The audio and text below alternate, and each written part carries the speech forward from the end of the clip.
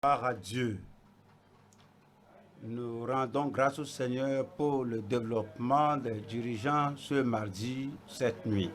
Prions ensemble. Père, nous te remercions pour le privilège de te servir. Le privilège de servir Christ et le corps de Christ. Seigneur, nous te remercions pour le privilège et nous prions que nous ne jouions pas avec ce privilège au nom de Jésus-Christ. Nous demandons, comme nous sommes venus pour la formation, pour le développement et pour l'édification et pour une compréhension approfondie et de la parole et pour le développement de notre personnalité en tant que pasteur, berger, dirigeant, que ta parole pénètre dans nos cœurs cette nuit au nom de Jésus-Christ et que nous soyons de meilleurs dirigeants, de meilleurs bergers, de meilleurs pères, de meilleurs chrétiens au nom de Jésus-Christ. Nous te remercions parce que tu nous as exaucés. Au nom de Jésus, nous prions. Amen. Cette nuit, nous sommes au livre de Psaumes. Vous comprenez bien les psaumes. Les psaumes nous donnent une pénétration spirituelle à la relation avec Dieu et avec l'un et l'autre pour remplir l'appel que Dieu nous a donné, que ce soit l'appel de salut pour être un enfant de Dieu ou l'appel à la sanctification pour mener une vie pure, sainte et s'apprêter pour le ciel, ou bien pour nous développer et pour nous donner cette perspicacité à ce que doit être un dirigeant ou un pasteur. Comme vous voyez les psaumes touchent tous les aspects de la vie, toutes les expériences de la vie. C'est pourquoi les psaumes sont très importants dans les Écritures. Cette nuit, nous abordons l'étude de psaumes 16, 17, 18, 19, 20 et 21. Et beaucoup de choses. Mais il y a un seul mot qui se voit dans tous ces psaumes, comme nous allons voir cette nuit, le mot confiance. Allons au psaume 16, verset 1. Garde-moi, ô Dieu, car je cherche en toi mon refuge. Refuge ou confiance. Avant le verset 2, je dis à l'Éternel, tu es mon Seigneur. C'est ce jour, met sa confiance en Dieu. Tu es mon souverain bien. C'est-à-dire la bonté que je peux avoir, les paroles, les œuvres de ma main ne peuvent pas atteindre Dieu. Je dois mettre ma confiance en Dieu. Si je dois avoir une valeur, si je dois être significatif dans la vie. Psaume 17, voyons, verset 6. Psaume 17, 6. Je t'invoque, car tu m'exauces. Ô Dieu, incline vers moi ton oreille, écoute ma parole. Verset 7 nous dit, signale ta bonté, toi qui sauves ceux qui te cherchent un refuge et qui par ta droite les délivre de leurs adversaires. Et le verset 8 dit, garde-moi comme la prunelle de l'œil, protège-moi à l'ombre de tes ailes. Ouais, il parle de la mise de confiance en Dieu. Psaume 18 et le verset 3 nous parle de mettre la confiance en Dieu. Éternel, mon rocher, ma forteresse, mon libérateur, mon Dieu, mon rocher, où je trouve un abri. Où je trouve un abri, mon bouclier, la force qui me sauve, ma haute retraite. Le verset 31,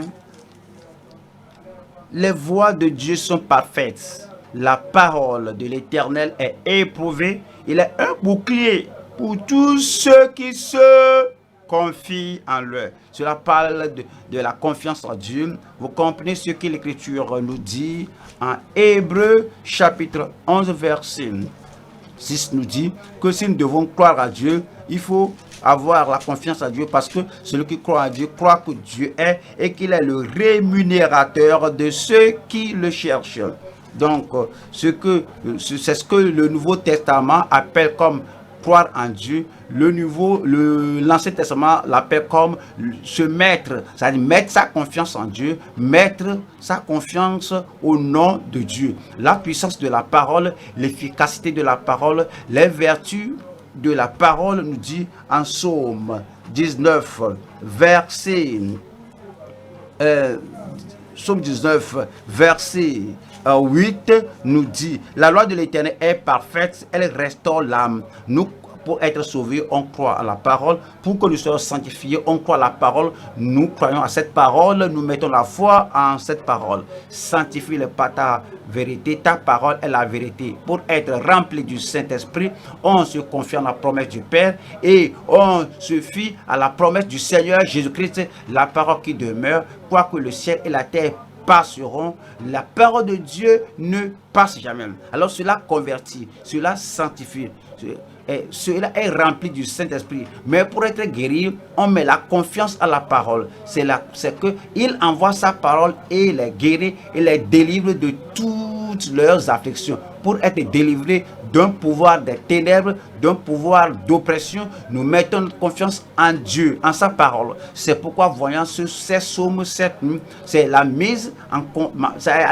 de sa confiance en Dieu. C'est le fait de mettre la confiance en Dieu.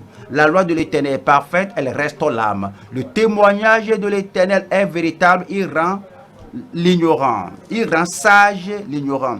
Et verset 9 dit: les ordonnances de l'Éternel sont droites, elles réjouissent le cœur. Les commandements de l'Éternel sont purs, ils éclairent les yeux. Et puis il nous dit au verset 10: la crainte de l'Éternel est pure, elle suscite à toujours. Les jugements de l'Éternel sont vrais, ils sont tous justes.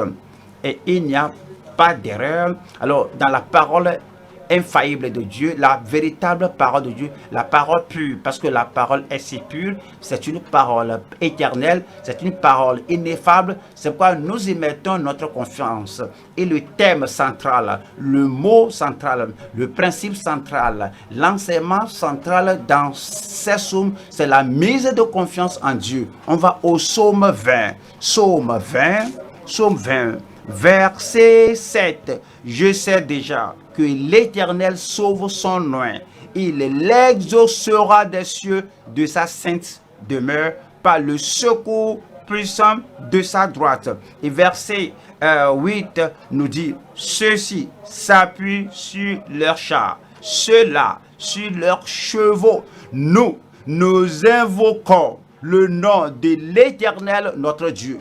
Et les autres, ils peuvent s'appuyer sur des choses, mais nous évoquons le nom de l'Éternel. On se rappelle le nom du Seigneur à la croisée du chemin. On se voit dans un conflit, dans une difficulté, dans un défi. Nous évoquons le nom du Seigneur. On se rappelle ce nom et nous a donné ce nom. Comme vous venez au Nouveau Testament, c'est dit que tout ce que vous demanderez à mon nom, vous demandez au Père, je le ferai pour vous. Alors, nous rappelons ce nom à tout moment qu'un problème frappe. Ceci, pendant que les autres s'appuient sur leurs chevaux, nous invoquons le nom de l'Éternel notre Dieu. Psaume 21, nous lisons le verset 7.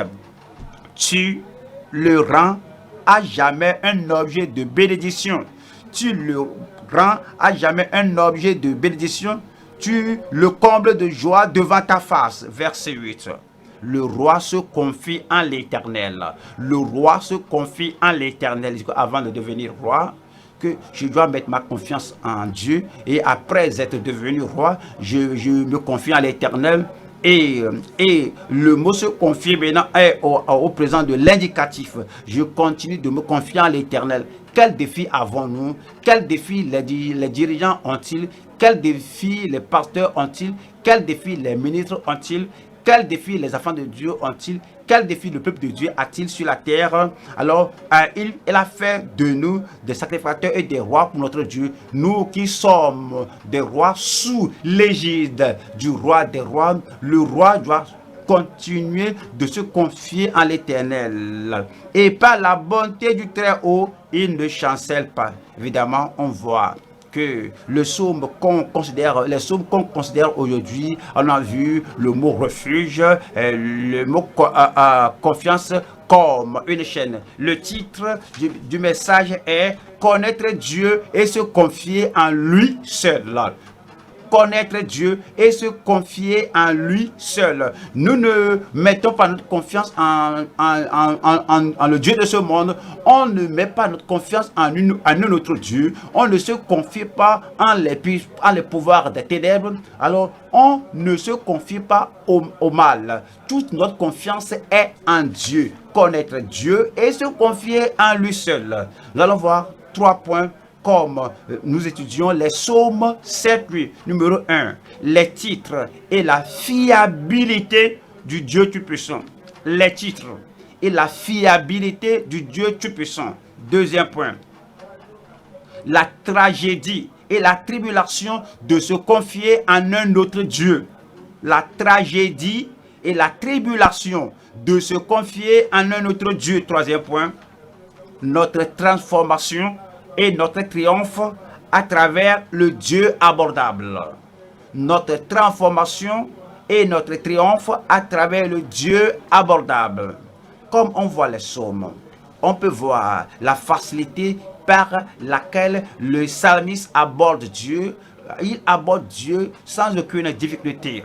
Et nous devons comprendre que comme nous venons devant le Seigneur, il est abordable, il est disponible et il veut abondamment nous bénir, surtout comme Jésus-Christ est mort pour nous, comme Jésus-Christ s'est donné pour nous et il a inauguré la voie par le sang du sacrifice. Il a inauguré la voie vers Dieu pour nous au travers de Jésus-Christ, au nom de Jésus-Christ, par l'expiation de Jésus-Christ, par l'acte rédempteur du Seigneur Jésus-Christ. On peut maintenant aborder Dieu, on peut maintenant s'approcher de Dieu à cause de Jésus. Au travers de Jésus, il y a la transformation et le triomphe tout au long de notre vie. Troisième point, notre transformation et notre triomphe à travers le Dieu abordable. On retourne au premier point, les titres et la fiabilité du Dieu Tout-Puissant. Nous allons au psaume, on retourne au psaume 16. Psaume 16 et verset 1. Garde-moi, ô Dieu, car je cherche en toi mon refuge. Verset 2 nous dit, je dis à l'Éternel, tu es mon Seigneur. Tu es mon Seigneur. C'est l'un des titres, mon Seigneur. Et puis tu es mon souverain bien. Ma bonté et ma justice, je ne peux pas venir à toi, cela ne peut pas te toucher parce que c'est très sûr, parce que nous sommes privés de la gloire de Dieu. C'est la bonté du Seigneur, c'est le bien du Seigneur qui s'étend à nous et nous amène à Dieu. Et Psaume 18, versets 2 et 3, Psaume 18, verset 2, je t'aime, ô Éternel, ma force. Voilà le titre là de Dieu, ma force. Et verset 3 nous donne beaucoup de titres de Dieu. Éternel, mon rocher. Éternel, ma forteresse. Éternel, mon libérateur. Il est mon Dieu, mon rocher, où je trouve un abri. Mon bouclier, l'Éternel est la force qui me sauve. L'Éternel est ma haute retraite. Les titres et la fiabilité du Dieu Tout-Puissant. Nous allons voir 3 points ici. Et nous avons ici l'éternité de Dieu. L'éternité de Dieu. Ça veut dire que Dieu était ici à tout moment. Il était ici avant le temps, d'éternité en éternité, de l'infinité à l'infinité. Notre Dieu était là. Psaume 16, verset 8. J'ai constamment l'Éternel sous mes yeux. Quand il est à ma droite, je ne chancelle pas. Et puis il nous dit au verset 11, tu me feras connaître le sentier de la vie. Il y a d'abondantes joies devant ta face, des délices éternelles à ta droite. Des délices éternelles à ta droite. Il est éternel. Il était là de toute éternité. Deutéronome 33, verset 27. Le Dieu éternel, le Dieu infini, le Dieu éternel, le Dieu qui est là à jamais. Psaume 33, verset 27, le Dieu d'éternité est un refuge et sous ses bras. Le mot éternité est utilisé ici et il y a le mot éternel aussi. Le Dieu d'éternité est un refuge et sous ses bras éternels est une retraite. Devant toi, il a chassé l'ennemi et il a dit extermine. Nous disons que Dieu est éternel. Dieu est là pour toujours. Il est infini. Dieu est là au siècle des siècles. Premier point ici, l'éternité de Dieu Tout-Puissant. Psaume 90, verset 1, cela parle de l'éternité de Dieu. Psaume 90, cela dit, Seigneur, tu as été pour nous un refuge de génération en génération. Le psalmiste dit que je ne peux pas voir une génération où Dieu n'est pas visible. Et nous dit au verset 2, Psaume 90, verset 2 ici, avant que les montagnes fussent nées et que tu eusses créé la terre et le monde, d'éternité en éternité, tu es Dieu. L'éternité de Dieu. Même d'éternité en éternité, tu es Dieu. Et nous allons en Ésaïe, on va à Ésaïe 57. Cela toujours parle du fait que Dieu est éternel, que Dieu était toujours là avant que vous ne soyez nés.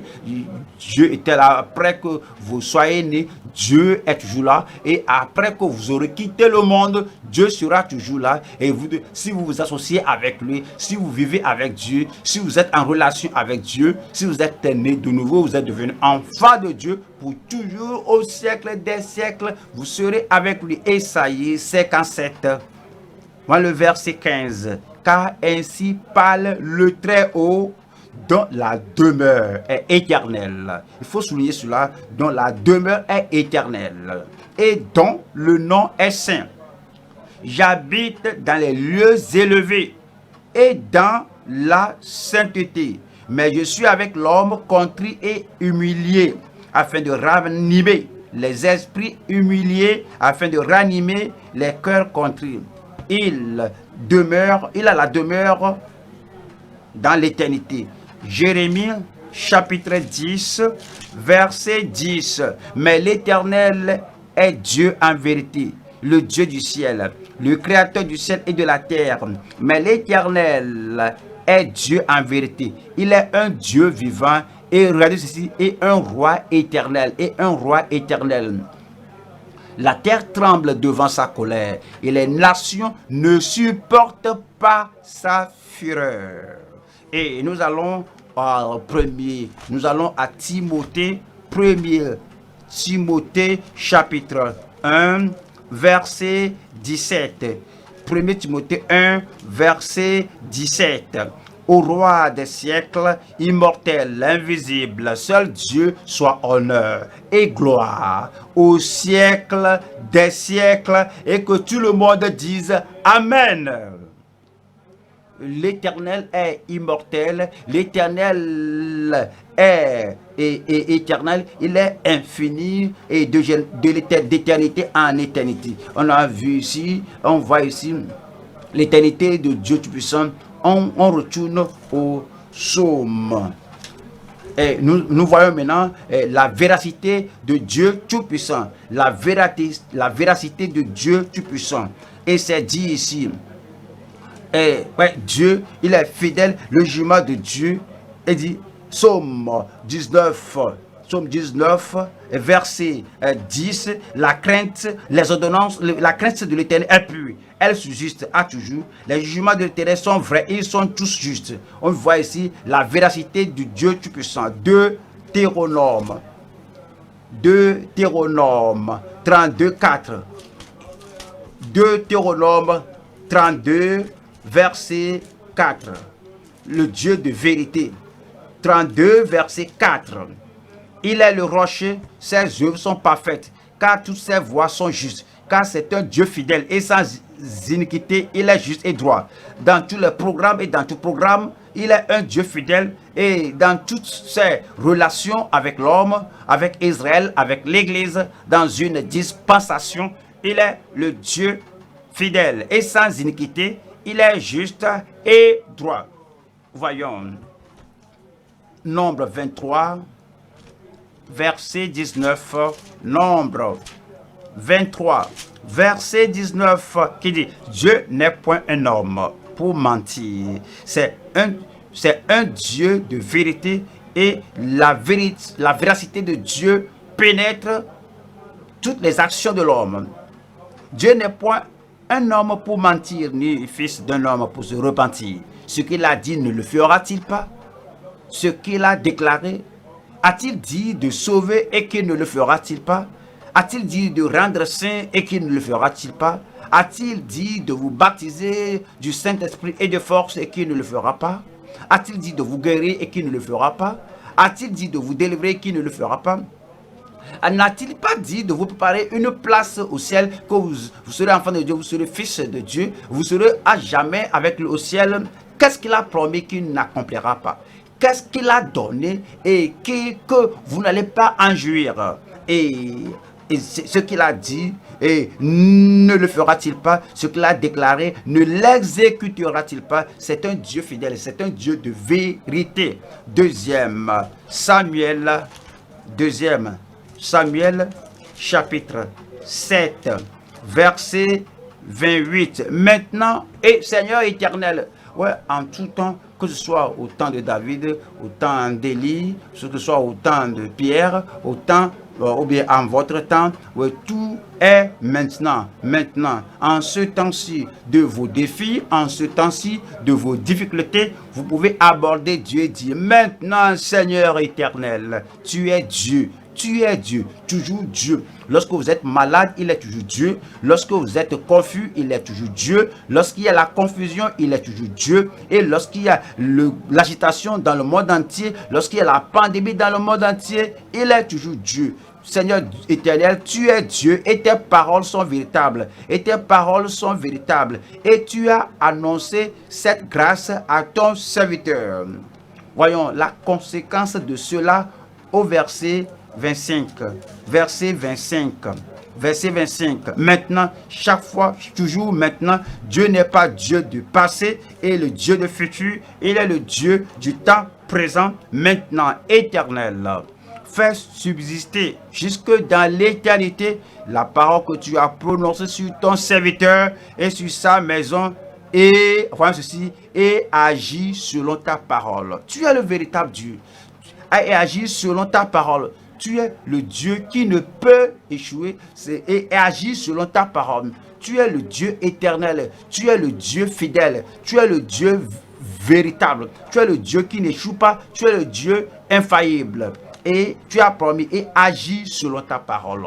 Lorsque vous venez au Seigneur pour une chose donnée, ou même au salut, c'est dit qu'il va pardonner. Tout ce qu'il faut faire, c'est de dire, agis selon ta parole. Il a dit qu'il va sanctifier. Seigneur, agis selon ta parole. Il a dit qu'il va guérir, agis selon ta parole. Il est Jéhovah Jireh et il dit qu'il va pouvoir. Mon Dieu pourvoira à tous vos besoins selon sa richesse en gloire. Alors tout ce qu'il faut dire, c'est de dire, vous regardez la promesse de Dieu, regarde ce que tu as dit au sujet de au sujet de ton serviteur, au sujet de ton enfant, au sujet de sa maison, au sujet des membres de l'église. Tout ce que nous disons, c'est que agis selon ta parole, à cause de la véracité de Dieu. Tite, chapitre 1, verset 2. Lesquels reposent sur l'espérance de la vie éternelle et promise dès les plus anciens temps par le Dieu qui ne ment point. Rappelez-vous qu'il est éternel, il ne ment pas. Tout ce qu'il a promis dans le passé, il peut le faire aujourd'hui. Il fait tout aujourd'hui parce qu'il ne peut mentir. Il a promis tout ceci avant que le monde ne commence, et ce qu'il a promis, il le fera. Hébreux chapitre 6, verset 18, afin que par deux choses immuables, par deux choses inchangeables, par deux choses inaltérables, vous ne pouvez pas changer, vous ne serez pas en mesure de changer. Personne ne peut changer la nature de Dieu. Même Satan ne peut changer la nature de Dieu. Les démons ne peuvent pas changer la nature de Dieu. Afin que par deux choses immuables, deux choses inaltérables, deux choses inchangeables, dans lesquelles il est impossible que Dieu mente. Ce n'était pas dans sa nature de toute éternité jusqu'au temps présent, jusqu'au futur infini. C'est impossible que Dieu mente. Nous trouvions un puissant encouragement, nous dont le seul refuge a été de saisir l'espérance qui nous était proposée. Et puis il nous dit au verset 19, cette espérance, nous la possédons comme une encre de l'âme. En ce temps-ci, cette encre que nous avons comme l'encre de l'âme, sûre et soudaine et solide, elle pénètre au-delà du voile. Et cela nous dit, numéro 1, l'éternité de Dieu, du Dieu Tout-Puissant. Numéro 2, nous parle de la véracité du Dieu Tout-Puissant. Numéro 3, maintenant, cela nous parle de la fiabilité de Dieu Tout-Puissant. La fiabilité de Dieu Tout-Puissant. Et retournons au psaume chapitre 18, psaume 18 et verset 3. Psaume 18, verset 3. Et éternel, mon rocher, ma forteresse, mon libérateur, mon Dieu, mon rocher, où je trouve un abri. Il est fiable. Il est le rocher que les vents ne peuvent pas ébranler. Les circonstances et les situations ne peuvent pas faire déplacer ce rocher. Les océans, les vagues ne peuvent pas changer et mouvoir ce rocher. L'Éternel est pareil. Mon Dieu, mon rocher, où je me trouve un abri. Je peux me cacher sous cette forteresse. Je suis sain, je suis sécurisé sous cette forteresse. Il est mon libérateur, plus fort que Satan. Il est plus fort que les démons. Il est plus fort que tous les pouvoirs sur la terre. Et quel que soit le pouvoir qui opprime quelqu'un, il est le libérateur, mon Dieu, mon rocher. Et si vous êtes faible, voici votre force. Et il est fiable. Vous pouvez venir au Seigneur. Si vous êtes malade, il vous guérira. Si vous êtes faible, il vous fortifiera. Si vous êtes déprimé, il va vous égayer et vous ranimer. Vous aurez une nouvelle vie. Et mon rocher, ma forteresse, mon libérateur, mon Dieu, mon rocher, où je trouve un abri, mon bouclier, la force qui me sauve, ma haute retraite. Verset 4 nous dit, je m'écris. Nous allons prier, je m'écris. Quel est le défi? Nous avons quelqu'un, nous avons le grand Dieu, nous avons le Dieu Tout-Puissant qui est en mesure de résoudre tous les problèmes, qui est capable de vous faire sortir de tous les filets et de vous faire sortir de tous les défis, de toute prison. À cause de cela, il est fiable et ses promesses sont oui et amen en Christ. À cause de cela, je m'écris et qui est digne d'être loué. Ainsi, je serai sauvé de mes ennemis. Et Psaume 36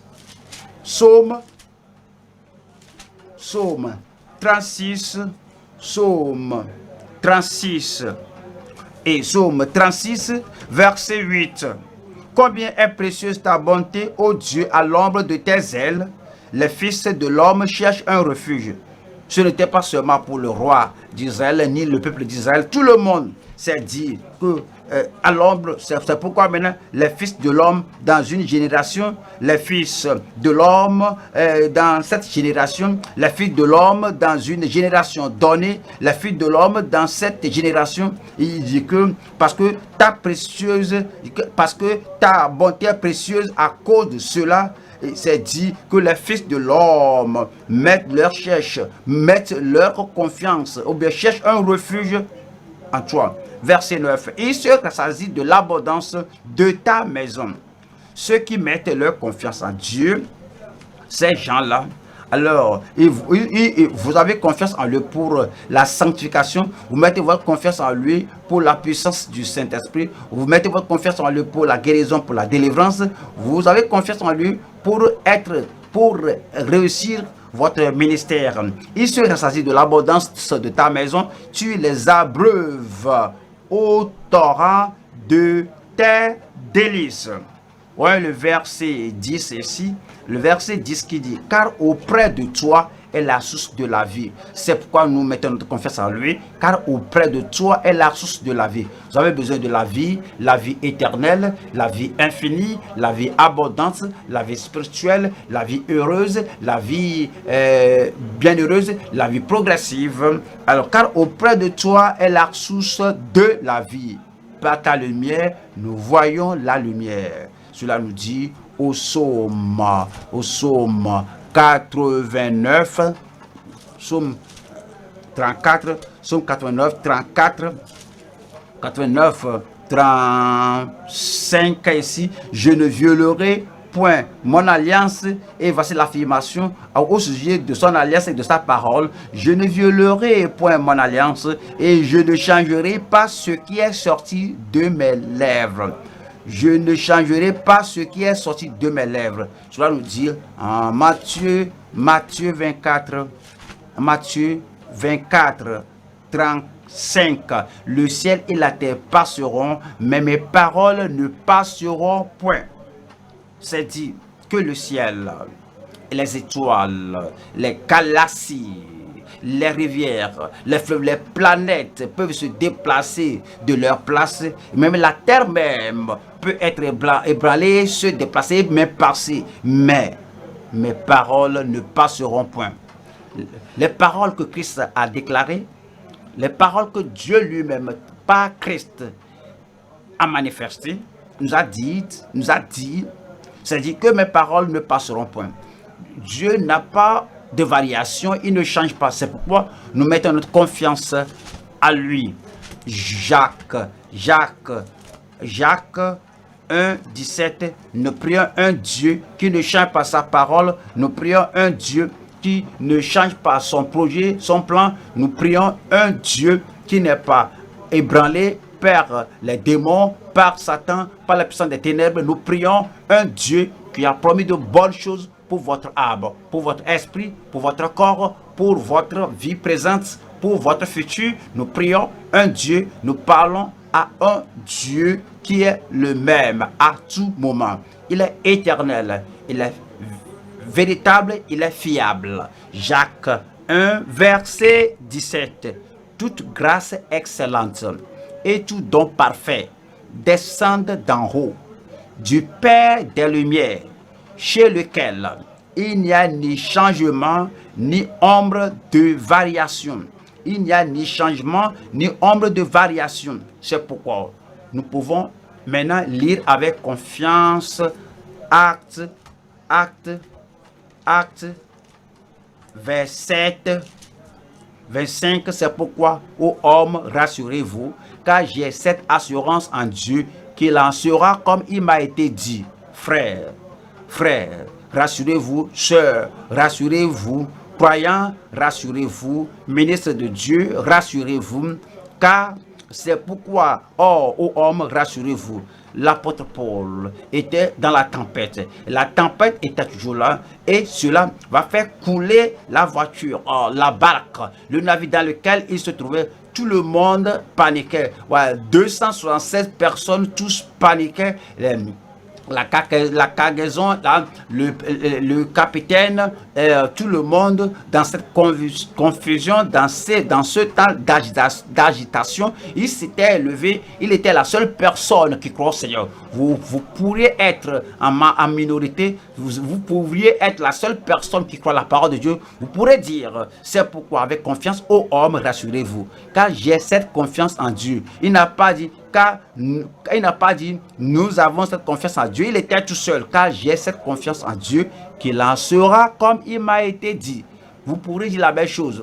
Vous pouvez avoir la même chose dans votre esprit. Vous pouvez confirmer la même chose. Vous pouvez le dire à tout le monde autour de vous. Lorsque tout le monde panique, on ne sait pas ce qui va arriver. Vous allez dire, c'est pourquoi, frères et sœurs, c'est pourquoi, ô hommes, rassurez-vous. Car j'ai cette confiance en Dieu, qu'il en sera comme il m'a été dit. Pourquoi? C'est parce qu'il est éternel.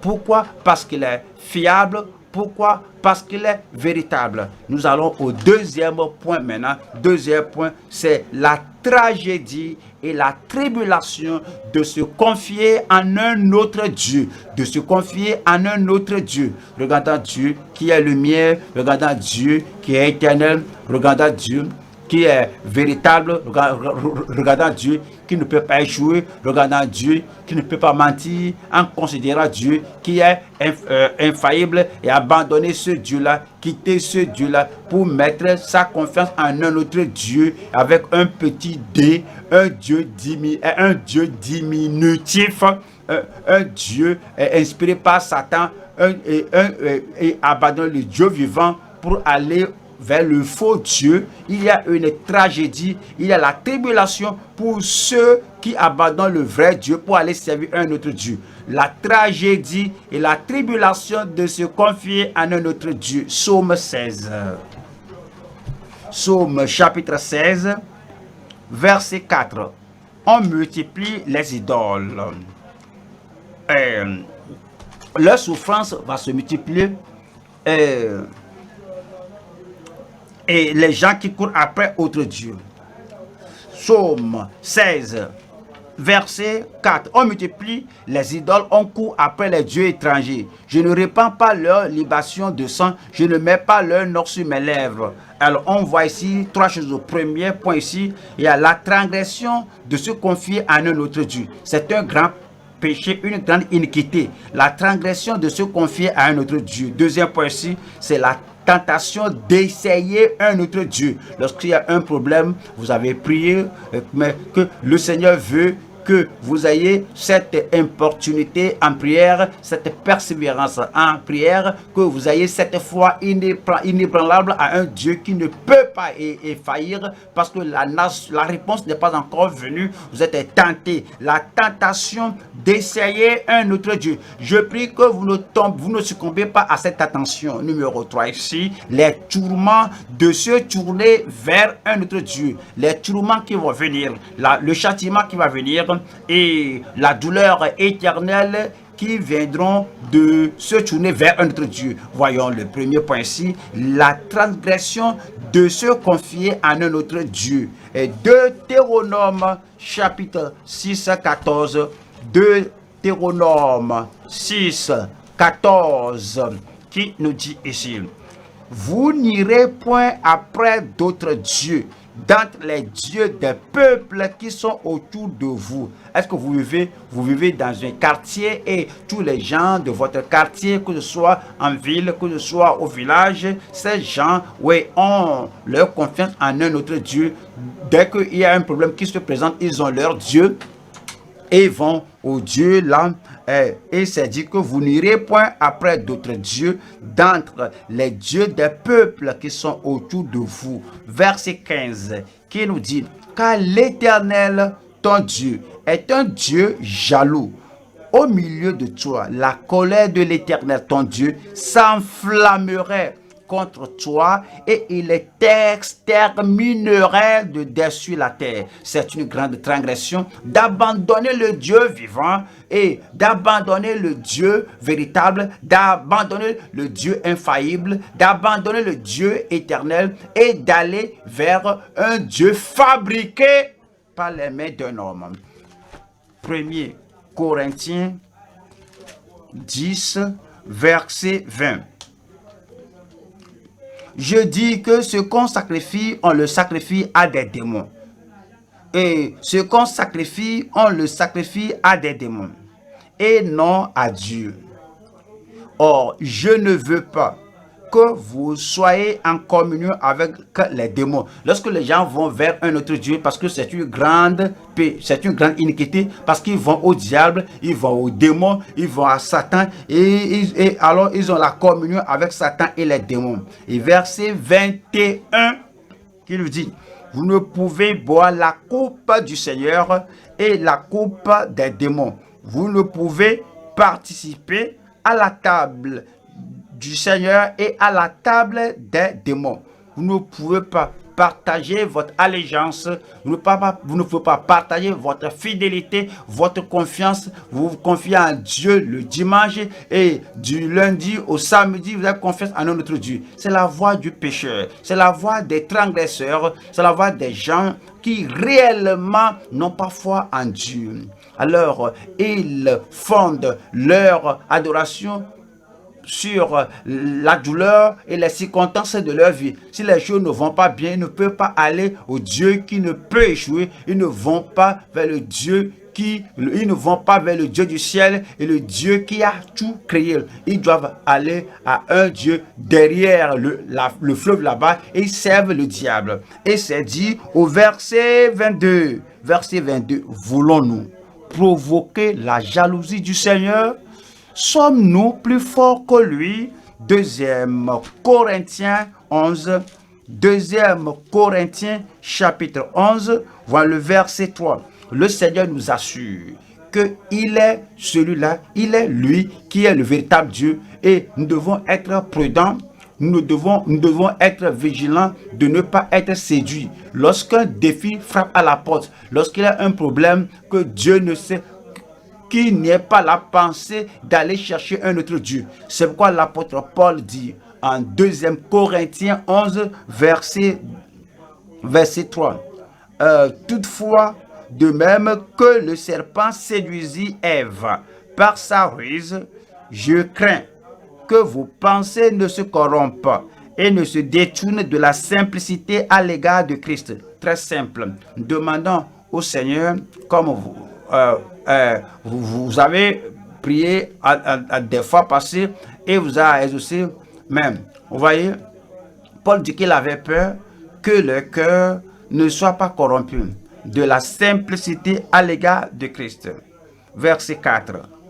C'est dit: car si quelqu'un vient vous prêcher un autre Jésus que celui que nous avons prêché, ou si vous recevez un autre esprit que celui que vous avez reçu, ou un autre évangile que celui que vous avez embrassé, vous le supportez fort bien. Les gens qui viennent et qui prêchent un autre Dieu, un autre Christ, un autre esprit, une autre voie d'être guéri et d'être délivré, et dit: ceux qui font cela, alors ils transgressent. Galates 1, 6, Galates chapitre 1, nous lisons le verset 6 qui nous dit: je m'étonne, et s'adressant aux chrétiens Galates, je m'étonne que vous vous détourniez si promptement de celui qui vous a appelé par la grâce de Christ pour passer à un autre évangile, un autre Dieu, un autre Christ, un autre message, un autre évangile, une autre foi, un autre compréhension. C'est vraiment une grande transgression devant Dieu. Ces gens-là se déplacent. Verset 7 dit: non pas qu'il y ait un autre évangile, mais il y a des gens qui vous troublent et qui veulent renverser l'évangile de Christ.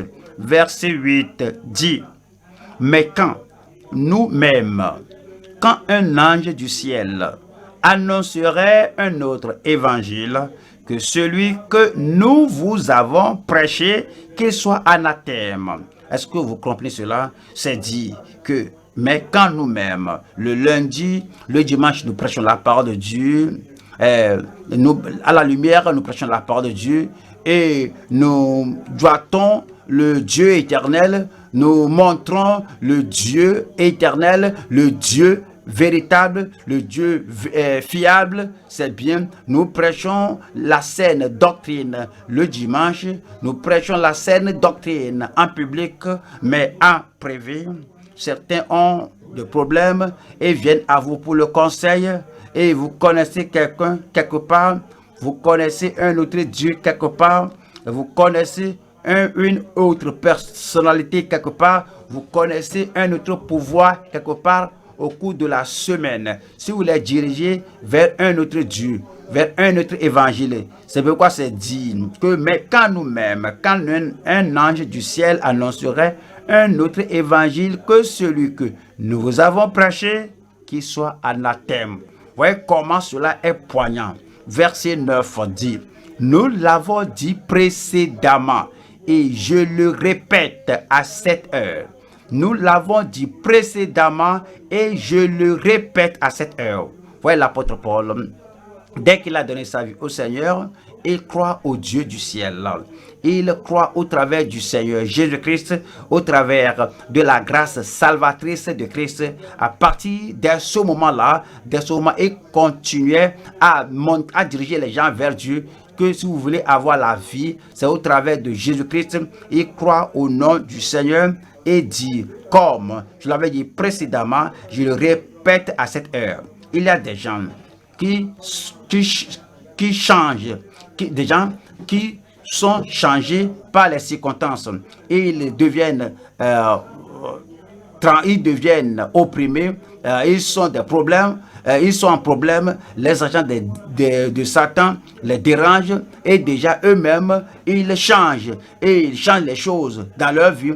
Et quand il y a un défi, ils ne peuvent plus dire ce qu'ils disaient, ils ne peuvent pas affirmer ce qu'ils disaient parce que leur maladie, parce que leur infirmité, parce que les choses qui sont venues sur eux, les choses là les ont conduits vers un autre évangile, un autre Dieu. Et ils vont dire que vous savez, on ne peut pas être si fort partout qu'on peut trouver un défi, une aide. Qu'est-ce que je peux dire? Je ne dis pas d'aller là-bas, la décision est dans votre main. Ils ne peuvent plus affirmer ce qu'ils disaient, ils ne peuvent plus être confiants comme ils l'étaient. Les circonstances de leur vie les ont enseignés à transformer, à changer plutôt, à changer. Mais l'apôtre Paul a dit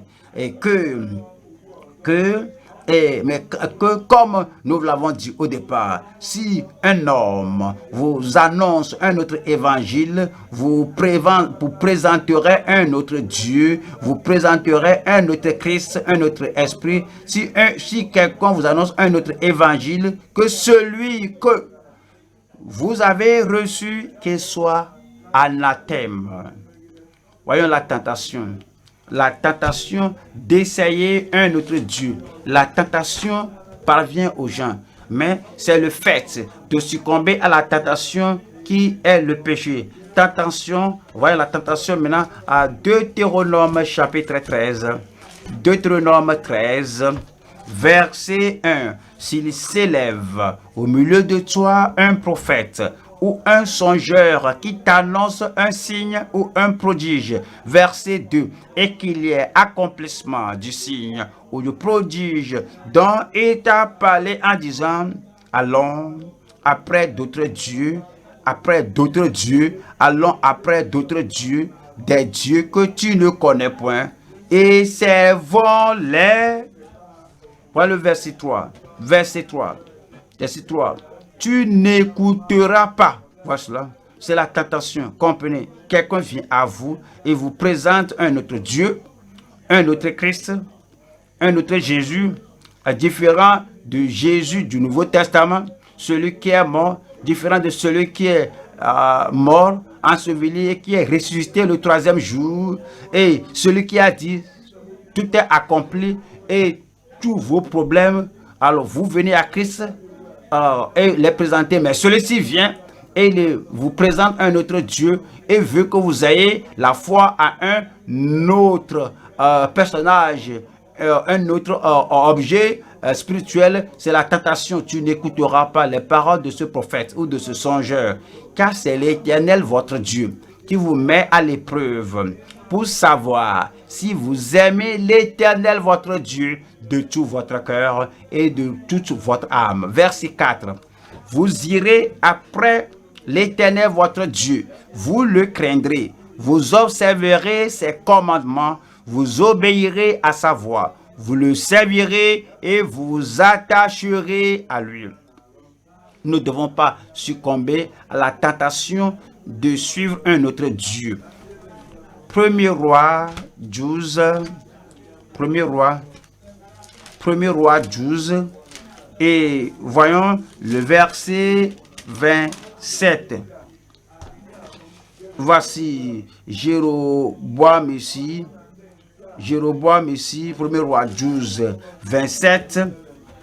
Si ce peuple, Jéroboam dit ici, si ce peuple monte à Jérusalem pour faire des sacrifices dans la maison de l'Éternel, le cœur de ce peuple retournera à son Seigneur, à Roboam, roi de Juda, et ils me tueront et retourneront à Roboam, roi de Juda. Et c'était la stratégie de Jéroboam, c'était ces paroles de Jéroboam qui disent que si ces gens vont à Jérusalem selon la parole de l'Éternel et qu'ils adorent là-bas, s'ils vont encore à la même ville, s'ils adorent là-bas, s'ils vont à ce lieu que le Seigneur a nommé, s'ils adorent là-bas, ils vont se rappeler David, ils vont se rappeler Salomon et son fils Roboam, et ils vont m'abandonner, ils vont même me tuer. À cause de cela, voilà le verset 28. Après s'être consulté, le roi Jéroboam fit 2 veaux d'or et il dit au peuple: assez longtemps vous êtes montés à Jérusalem. C'est comme j'ai pitié de vous. C'est comme vraiment je sympathise avec vous. C'est comme vraiment j'ai beaucoup de la peine pour vous et les choses que vous faites, et de quitter ici avec douleur, avec souci et aller à Jérusalem, n'est-ce pas trop pour vous? Et il dit au peuple: assez longtemps vous êtes monté à Jérusalem. Israël, voici ton Dieu qui t'a fait sortir du pays d'Égypte. Verset 29. Verset 29, il plaça l'un de ses veaux à Bethel et il mit l'autre à Dan. Verset 30. Ce fut là une occasion de péché. Le peuple a succombé à la tentation et n'a pas compris que Jéroboam avait une stratégie, que Jéroboam avait son plan. Jéroboam a voulu les détourner de Roboam, de la maison de David, mais il a fait plus que ce qu'il avait en vue. Il a détourné le cœur du Dieu véritable, du Dieu fidèle. Ouais, quand les gens vous font quelque chose ou pour quelqu'un et les tentent à commettre le péché, les gens vont plus que ce qu'ils avaient l'intention de faire. Et c'est dit que ce fut là une occasion de péché. Le peuple alla devant l'un des veaux jusqu'à Dan. La tentation, je prie que vous n'y succombiez pas. Je dis, je prie que vous n'y succombiez pas. Alors, on va à 1 Corinthiens 10, 1 Corinthiens 10, 13. 1 Corinthiens 10, 1 Corinthiens 10, 13. C'est dit: aucune tentation ne vous est survenue, la tentation d'aller vers un autre Dieu, d'aller essayer un autre Dieu, de mettre sa confiance en un autre Dieu. Aucune tentation ne vous est survenue qui n'ait été humaine. C'est humain. Ouais. Si vous êtes malade et vos frères, les membres de la famille viennent, que pourquoi ne pas essayer ce Dieu-là? Ils ont la Bible, ils ont l'huile, ils ont l'incantation à joindre à cette Bible. Ils vont faire des choses, des sacrifices la nuit là, mais ils portent la Bible. La tentation vient à tout le monde. Lorsque vous avez un problème de longue date, les membres de la famille, les rétrogrades pourraient vous aborder. Même ceux qui étaient dirigeants sur vous au départ, ils pourraient même dire, tu vois, tu comprends, on sympathise avec toi, comme Jéroboam. Ils peuvent vous diriger vers un autre Dieu. C'est la tentation à laquelle vous n'allez pas succomber. J'attends votre Amen. Amen. Amen. Vous n'allez pas succomber à cette tentation au nom de Jésus-Christ. Aucune tentation ne vous est survenue qui n'ait été humaine. Et Dieu qui est fidèle ne permettra pas que vous soyez tentés au-delà de vos forces. mais avec la tentation, il préparera aussi le moyen d'en sortir afin que vous puissiez la supporter. Voilà la conclusion de cela au verset 14. C'est pourquoi, mes bien-aimés, fuyez l'idolâtrie. Arrêtez-vous, arrêtez-vous, arrêtez-vous. Voici l'église en Corinthe. Voici les gens que n'allons pas lire cela maintenant, que si vous retournez au chapitre 1, 5, 6, 7, ce sont les gens qui ne manquent pas de dons de l'esprit. Ce sont des gens qui se réjouissaient dans le passé d'avoir les dons de l'esprit. Ce sont des gens qui disaient qu'il avait la parole de connaissance, la parole de sagesse, une autre fois, la parole de discernement à un autre moment, mais la tentation leur est arrivée. C'est pourquoi, bien aimés, fuyez l'idolâtrie. Ce sont les gens qui se réjouissaient Dieu dans le fait qu'ils avaient le don de foi et la guérison des malades et l'opération des miracles. Mais on a vu aussi la tentation qui est venue. Frères et sœurs, ce n'est pas comment vous étiez fort dans les années passées avec les dons de l'esprit, mais le temps présent, lorsqu'il y a les problèmes de famille, les problèmes de profession, les défis se présentent en ce temps-ci au cours de cette pandémie. Il y a des gens qui vous présentent ceci et cela et vous présentent une autre assemblée parce que vous savez que Dieu parle à la vie profonde, c'est seulement la parole de Dieu. Ils prennent la parole de Dieu comme la seule chose. Ils prennent le nom de Christ, que c'est seulement le nom de Christ seul. Et ils prennent la parole de Dieu, la parole du Dieu éternel qui peut sauver, qui peut sanctifier, qui peut guérir, qui peut délivrer. Et ils prennent la parole disant que cette parole qui va nous aider à aller au ciel, il dit que seule la Bible. Oui, la Bible. La Bible est la solution, est la réponse à tous. Et la tentation pourrait venir. Alors c'est pourquoi mes bien-aimés, fuyez l'idolâtrie. Parce que si on ne le fait pas, voyons ici, 3 ici, les tourments de se tourner vers un autre Dieu. Exode 32, Exode chapitre 32, verset 8. Exode 32, verset 8 dit: ils se sont promptement écartés. Dieu parle à Israël, à Moïse au sujet des enfants d'Israël. Ils se sont promptement écartés de la voie que je leur avais prescrite. Ils se sont fait un veau en fonte. Ils se sont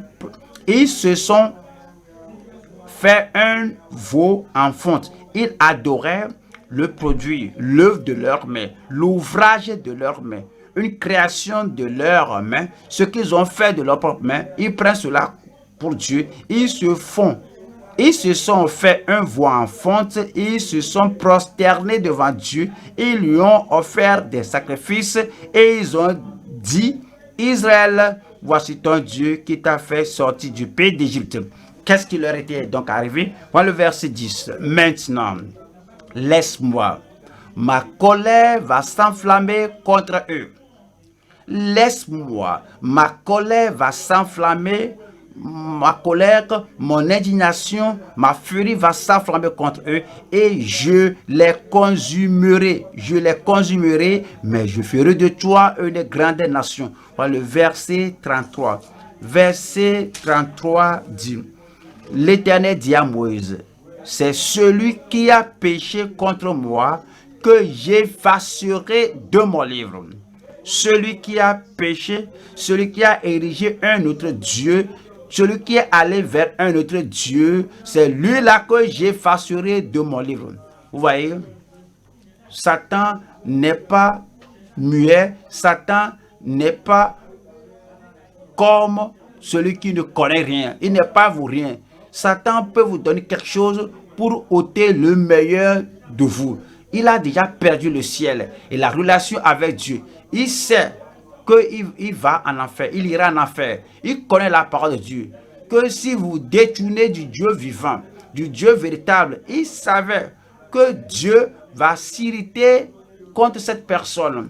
Donc, disons que quelqu'un est malade, la personne a prié Et si cette maladie est venue du diable, et le diable a mis la chose là sur l'homme, l'homme dit que je priais, je ne sais pas ce qui se passe, je ne peux pas être guéri, et il va vers le diable. Une ou deux choses vont se passer. Numéro un, il pourrait mourir comme ça. Et mourir dans le couvent des démons. Et mourir dans le couvent du diable. Et s'il meurt comme ça, où ira-t-il?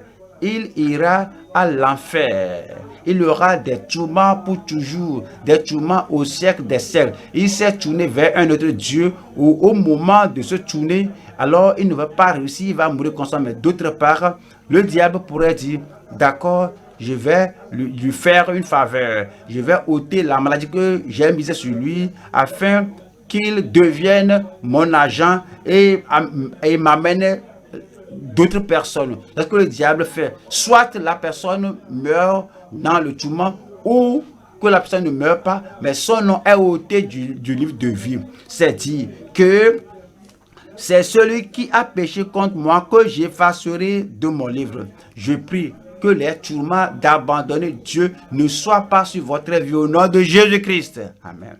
Allons maintenant au troisième point. Troisième point, c'est la transformation, notre transformation et notre triomphe à travers le Dieu abordable. Souvenez-vous que nous étudions les psaumes. Nous retournons au psaume 18, verset 33.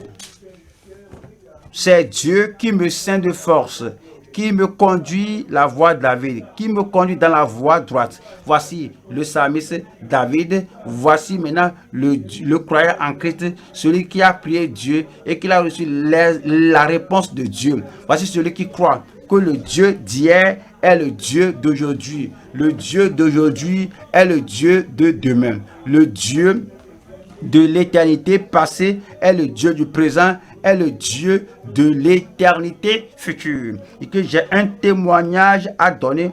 Il m'a transformé et m'a rendu triomphant. C'est lui, c'est Dieu qui me sert de force et qui me conduit dans la voie droite. Verset 35, il dit, il exerce mes mains au combat et mes bras tendent l'arc d'airain. Il m'a donné la protection du salut et il exerce mes mains au combat et mes bras tendent l'arc d'airain. Tu me donnes le bouclier de ton salut, ta droite me soutient et je devenais grand par ta bonté. Psaume 65, verset 4. Psaume 65, verset 5. Heureux celui que tu choisis et que tu admets en ta présence pour qu'il aborde dans tes parvis. Dieu est abordable. On peut l'aborder. Pour qu'il habite dans tes parvis, nous nous rassasierons du bonheur de ta maison, de la sainteté de ton temple. Nous nous rassasierons du bonheur de ta maison, de la sainteté de ton temple. Il y a la transformation comme on se confie en Dieu. Il y a la transparence comme on se confie à Dieu. Il y a le transfert de son esprit comme on se transfère à Dieu. Nous allons voir 3 points ici. Premier point ici, la transformation des pécheurs par le Dieu apaisé. Par le Dieu apaisé. Par le Dieu apaisé. Psaume 19, verset 7. Cela nous parle de la loi de Dieu. Psaume 19, cela parle de la loi infaillible, la parole éternelle. Psaume 19, verset 8. Cela nous parle de la parole infaillible, éternelle, la parole qui transforme, la parole qui purifie et la parole qui change tout dans notre vie. Psaume 19, verset 8. La loi de l'Éternel est parfaite.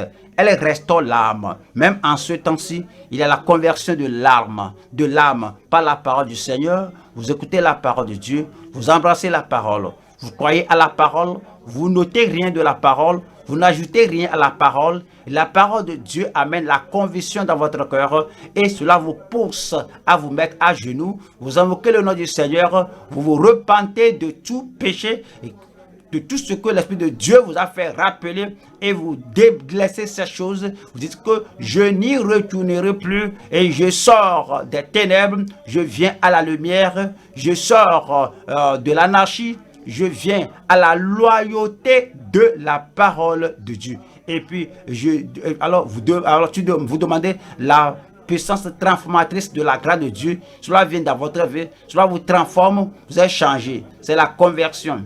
Et c'est une véritable conversion, une conversion totale. C'est la conversion qui commence depuis le cœur, affecte votre esprit, votre âme, les œuvres de vos mains, affecte votre caractère.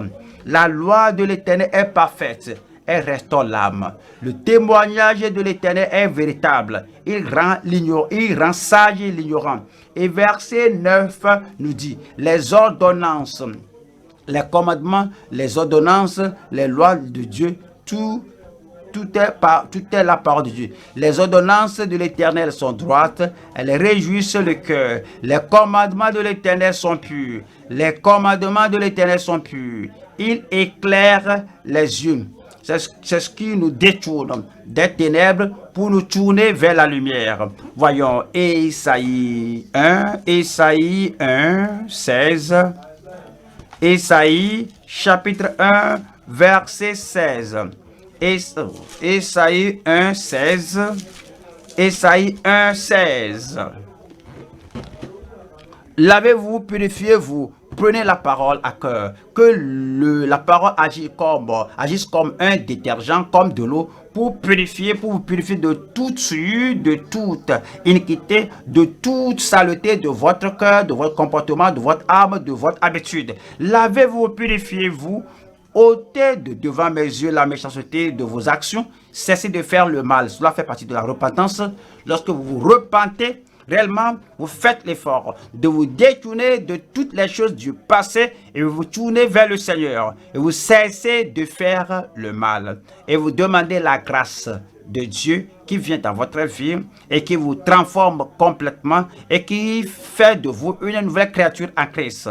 Verset 17. Apprenez à faire le bien.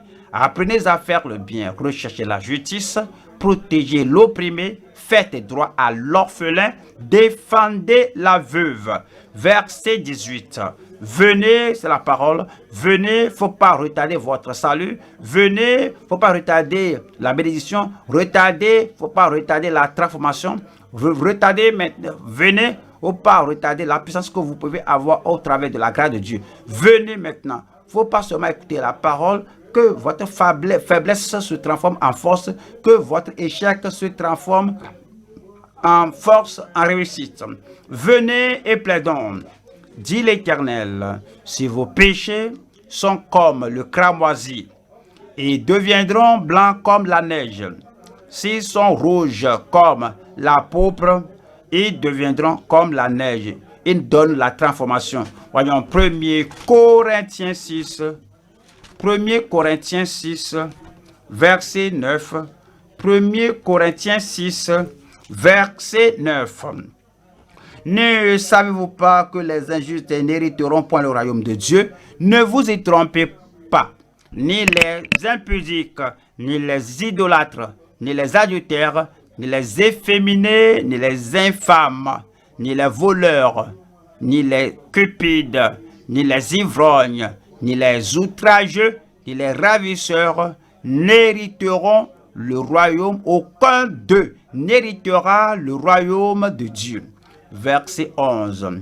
Alors, il peut avoir la transformation, il peut avoir le changement. Et c'est là ce que vous étiez. C'est le passé. Et c'est là, avant que vous ne veniez au Seigneur, c'est ce que vous étiez, avant que vous ne soyez transformés, c'est là ce que vous étiez. Quelques-uns de vous. Mais vous avez été lavés. Vous avez été sanctifiés. Mais vous avez été justifiés au nom du Seigneur Jésus-Christ et par l'Esprit de notre Dieu. Il y a la transformation. 2 Corinthiens 5, 17. 2 Corinthiens chapitre 5, verset 17. Si quelqu'un est en Christ, quelqu'un à la première génération, au premier siècle, si quelqu'un est en Christ, la puissance de Dieu, de Christ n'a pas changé. Comme il était dans sa puissance, ainsi Il est dans sa puissance, ainsi sera-t-il pour toujours. La même puissance de Christ, celui qui vient à Christ, celui qui vient en connexion avec Christ, cette puissance transformatrice agit aujourd'hui. Et comme les jours d'autrefois, si quelqu'un est en Christ, il est une nouvelle créature, il y a une nouvelle création. Alors, Dieu, la personne est venue à Christ, la personne accepte la grâce de Dieu, la personne goûte les vertus de Christ et Dieu le recrée. C'est la nouvelle création, une nouvelle créature. Les choses anciennes sont passées, voici toutes choses sont devenues nouvelles. Toutes choses sont devenues nouvelles. Voilà le verset 21. 21 nous parle du grand échange. Celui qui n'a point connu le péché. Christ est devenu l'offrande du péché pour nous. Il a fait devenir celui qui n'a point connu le péché. Il a fait devenir péché pour nous afin que nous devenions en lui justice de Dieu. Afin que nous devenions en lui justice de Dieu. Voyons la deuxième partie ici, la transparence des chercheurs devant le Dieu omniscient. Psaume 17, verset 3. Lorsqu'on vient au Seigneur, on ne cache rien. Lorsqu'on vient au Seigneur, on met tout à ouvert. Au salut, nous laissons tout devant lui à ouvert. On ne cache pas de péché qu'on veut garder. On met tout à nu devant le Seigneur. Lorsqu'on est sauvé, notre vie est ouverte devant lui. Lorsqu'on demande la sanctification, on est transparent, on vient devant lui et on consacre tout sans réserve. C'est dit en Psaume 17, verset 3. Si tu sondes mon cœur, si tu le visites la nuit, si tu m'éprouves, tu ne trouveras rien. Tu ne trouveras rien. Je ne cacherai rien. Je ne garderai aucune transgression au coin de mon cœur. Je n'enfermerai aucun péché, aucun partenaire de péché que tu ne verras pas, que les frères ne verront pas. Tu ne trouveras rien. Ma pensée n'est pas autre que ce qui sort de ma bouche. Je suis décidé que je sois seul, en privé ou en public, avec les pécheurs, ou bien avec les croyants, partout où je me trouve. J'ai un objectif. Maintenant que je suis transformé et changé, ma pensée n'est pas autre que ce qui sort de ma bouche. Voyons Psaume 19. Psaume 19. Verset 15, cela nous dit ici, « Reçois favorablement les paroles de ma bouche et les sentiments de mon cœur, ô Éternel, mon rocher et mon libérateur. » Vous ne cachez rien du Seigneur, vous êtes transparent devant le Seigneur. Et lorsque vous êtes pareil, le Seigneur lui-même vous accordera la grâce. Voyons Hébreux chapitre 4, 13. Hébreux 4, 13. Hébreux 4, 13. Nulle créature n'est cachée devant lui. Nulle créature pécheur ou saint, nulle créature dirigeant ou membre, nulle créature, que ce soit le jour ou la nuit, nulle créature n'est cachée devant lui, mais tout est à nu. Mais tout est à nu et à découvert aux yeux de celui à qui nous devons rendre compte. Verset 14.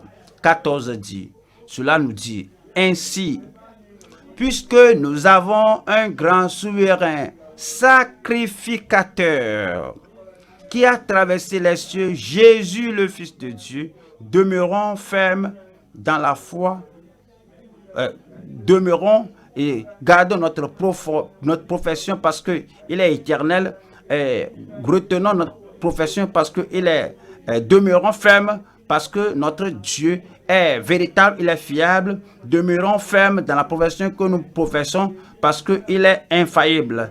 Et verset 16 dit: approchons-nous donc avec assurance du trône de la grâce afin d'obtenir miséricorde, de trouver grâce pour être secouru dans nos besoins. Quel est votre besoin? Quel est mon besoin? Quels sont vos besoins en tant qu'individu, en tant qu'individu, en tant qu'église, en tant que famille? Quel est votre besoin en ces temps difficiles, en ce temps de pandémie, ou bien au moment où vous vous trouvez à la grâce de Dieu? Approchons-nous donc avec assurance du trône de la grâce afin d'obtenir miséricorde et de trouver grâce pour être secouru dans nos besoins. Parce que maintenant, il va transférer la puissance de l'esprit et va transférer la promesse de l'esprit à chacun de nous. Troisième point maintenant, le transfert de son esprit par le Dieu d'onction. Ici, c'est dit au psaume 18, psaume 18, verset 51. Il accorde de grandes délivrances à son roi et il fait miséricorde à son oint, à David et à sa postérité pour toujours. À David et à des gens comme lui qui croient au Seigneur et nous donne la miséricorde, il nous fait miséricorde et nous donne tout ce dont on a besoin pour toujours. La puissance de l'esprit peut être transférée à notre vie, que tout ce dont nous avons besoin, tout ce qu'on a besoin nous est donné. Tout est disponible. Une grande délivrance, un grand salut, une grande guérison, une grande communication, une grande onction. Dieu donne au peuple de Dieu. Il fait miséricorde à tout le monde. Deuxième Corinthiens chapitre 1. Deuxième Corinthiens chapitre 1 verset 20. Car pour ce qui concerne toutes les promesses de Dieu, c'est en lui qu'est le oui. C'est pourquoi encore l'amen par lui est prononcé par nous à la gloire de Dieu. Amen. Toutes les promesses de Dieu, le salut, la guérison, les promesses de Dieu, le baptême dans le Saint-Esprit, les réponses aux prières, les délivrances de Dieu, toutes les promesses de Dieu sont oui et amen en Christ. C'est pourquoi encore l'amen par lui est prononcé par nous à la gloire de Dieu. Verset 21. Facile maintenant. Et celui qui nous a fait mis avec vous en Christ et qui nous a oint, David était oint, maintenant il nous a oint maintenant, c'est Dieu, comme Jésus-Christ était oint du Saint-Esprit et de puissance, il allait partout guérissant tout ce qui était sous l'empire du diable, et nous a oint, c'est Dieu qui nous a oint. Et qui nous a oint, c'est Dieu, verset 22, lequel nous a aussi marqué d'un sceau et a mis dans nos cœurs les arts de l'esprit. Aujourd'hui, nous avons appris dans tous ces psaumes la nécessité de connaître Dieu et de se confier en lui seul. Et maintenant, vous pouvez maintenant vous mettre debout.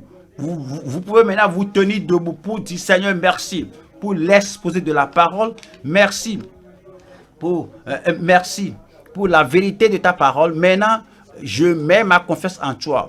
Toutes les promesses de Dieu sont données et tout vous est disponible. Tout est disponible pour vous et pour moi. Toutes les promesses de Dieu alors sont oui et amen. Il ne dit jamais non. Il dit qu'il va sauver. Lorsque vous venez à lui, il dit oui. Lorsque vous dites que vous avez besoin de la guérison, il dit oui. Lorsque vous dites que vous avez besoin de la délivrance, il dit oui. Lorsque vous priez pour les gens sous votre administration, les gens qui ont besoin du conseil, les gens qui ont besoin du secours de vous, lorsque vous priez, vous citez la promesse de Dieu en leur faveur, Dieu ne dit jamais non, il dit oui. Et Dieu va dire qu'il en soit ainsi. C'est la signification de Amen. Dans votre vie, les promesses de Dieu, qu'il en soit ainsi. Dans votre famille, les promesses de Dieu, qu'il en soit ainsi. Dans votre ministère, les promesses de Dieu, qu'il en soit ainsi. Pour, rappelez-vous, notre Dieu est éternel. Notre Dieu est le Tout-Puissant.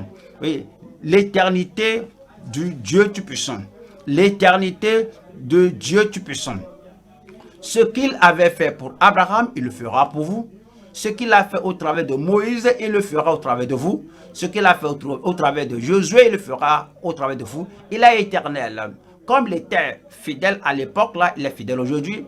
Comme il a répondu les gens comme vous à l'époque, là, il vous exaucera aujourd'hui parce que ses promesses en Christ sont oui et amen. À la gloire de Dieu dans votre vie. Il est véritable, il ne peut pas mentir. Il est impossible que Dieu mente. Toutes les promesses qu'il a faites, qu'il vous a faites, seront accomplies. Vous pouvez sortir des ténèbres de la confusion, des ténèbres d'incrédulité, des ténèbres de confusion. Et tu dis que est-ce que cela sera ou cela ne sera pas? Dieu est véritable, il est véridique. Ce n'est pas un homme il n'est pas un homme pour mentir, ni un fils d'homme pour se repentir. Ce qu'il a dit, ne le fera-t-il pas? Ce qu'il a déclaré, ne l'exécutera-t-il pas? Il l'exécutera dans votre vie. La fiabilité du Dieu Tout-Puissant. Il est le Dieu Tout-Puissant parce qu'il est fiable, parce qu'il est véritable, parce qu'il est un Dieu dont on peut dépendre. Alors cette fidélité va vous atteindre. Vous pouvez maintenant l'invoquer. Quand vous l'invoquez, vous pouvez chercher la provision de Dieu. Vous pouvez chercher l'accomplissement des promesses de Dieu dans votre vie. Dieu accomplira tout cela. Il accomplira tout ce qu'il vous a promis. Vous pouvez prier comme David disant que je sais que tu es fiable, je sais que le véritable, je viens à toi demandant, disant que agis selon ta parole. Sur la mer orageuse, tu as dit de me délivrer, agis selon ta parole. Lorsque les temps de confusion arrivent, les malheurs atteignent toujours le juste, mais l'Éternel l'en délivre toujours. Alors, Seigneur, agis selon ta parole. Tu as dit que je serai sécurisé en toi. Agis selon ta parole. Tu as dit qu'aucun malheur ne peut s'approcher de ma tente si je peux demeurer à l'abri du très haut. Tu viens à Dieu, tu dis, agis selon ta parole. Ne succombez pas à la tentation d'aller vers un autre Dieu. C'est une grande transgression, c'est un grand mal et c'est une grande iniquité de transgresser et de mettre sa confiance en un autre Dieu. N'allez pas vers un Dieu, le Dieu d'un pays, le Dieu des esprits territoriaux, le Dieu d'un village, le Dieu des pouvoirs des ténèbres, le Dieu de la magie, le Dieu de l'occultisme. N'allez vers aucune idole. C'est une grande tentation.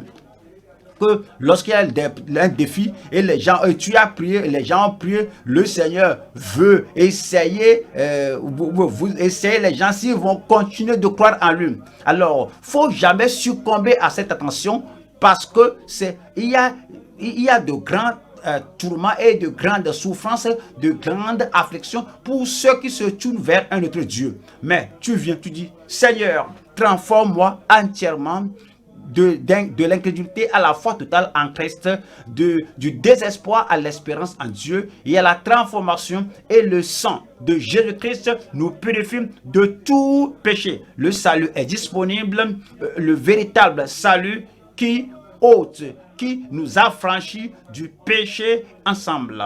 Et puis il y a la sanctification et nous purifie au-dedans et nous donne la nature de Christ.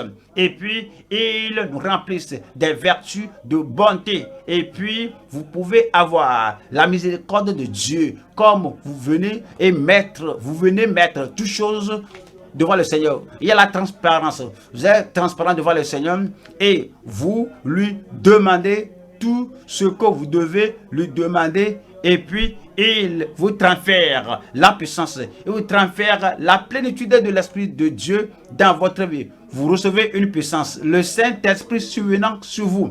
Et vous serez mes témoins à Jérusalem, dans la Judée et dans la Samarie, jusqu'aux extrémités de la terre. Toute partie du pays où vous êtes, toute partie du continent où vous vous trouvez, partout où vous trouvez, il y a la puissance du Saint-Esprit qui est disponible pour vous rendre fort, puissant, rempli de foi et vous rendre fidèle tel que vous devez être. Tout ce qu'il a fait pour les autres dans le passé, le Seigneur le fera au travers de vous, et le fera en vous, et le fera pour vous, même en ce temps présent, par la puissance du Saint-Esprit dans votre vie. Mettez votre confiance en Dieu, il est fiable. Croyez en Dieu, il est un Dieu en qui on peut croire. Il est un Dieu qui est dépendable, qui est fiable. Parlez au Seigneur, que Seigneur, j'accepte ta parole, je crois à ta parole, j'embrasse ta parole et je mets ma confiance en toi, je me confie en toi. Rappelez-vous, dans tous les psaumes qu'on a lu aujourd'hui, je me réfugie en toi, je me confie en toi, je me confie en toi. Vous continuez de croire en lui. Et puis, grands seront l'accomplissement des promesses de Dieu, de la puissance de Dieu, la provision de Dieu. Et puis, grandes seront les prophéties de la parole dans votre vie au nom de Jésus-Christ. Père, nous te remercions cette nuit, nous bénissons ton nom. Parce que tu as ouvert les Écritures pour nous, nous demandons, Seigneur, que grand soit l'accomplissement de ta parole dans chaque vie, dans chaque ministre, dans les familles, dans les ministères au nom de Jésus-Christ. Nous prions que au travers d'eux, pour eux, qu'il y ait de grandes délivrances, au travers d'eux, qu'il y ait de grands saluts, au travers d'eux, qu'il y ait de grandes guérisons, par eux, qu'il y ait de grandes réponses aux prières au nom de Jésus-Christ. Seigneur, élève le courage de ton peuple, élève la foi de ton peuple, afin que nous sachions que ta parole nous est donnée et tu ne fais pas exception de personne. Si Dieu peut répondre à la prière de l'autre pasteur, il pourra répondre à la prière d'un autre pasteur. Seigneur, je prie pour tout le monde que nous ayons plus de confiance quand nous prions, comme nous tenons sur les promesses et nous disons simplement que agis selon ta parole, que tes promesses s'accomplissent même lorsque nous te prions au nom de Jésus-Christ. Seigneur, comme nous venons à si quelqu'un maintenant vient autour de grâce et cherche le secours, que la personne trouve le secours au temps de besoin, je prie que le secours vienne à tout le monde, que le courage vienne à tout le monde, que la force vienne à tout le monde, que l'accomplissement des promesses de Dieu vienne à chacun et que l'onction, une plus grande onction vienne à chacun et que les réponses à toutes nos prières viennent à tous. Seigneur, je prie pour ton peuple que nous trouvions toutes les promesses de Dieu en Christ d'être oui et amen dans nos vies et accomplis ta parole dans la vie de chacun de nous. Et élève-nous plus haut, amène-nous à des hauteurs élevées, développe-nous, fortifie-nous plus que jamais, même cette nuit au nom de Jésus-Christ. Nous te remercions parce que nous savons que tu es exaucé. Au nom de Jésus, nous prions. Amen.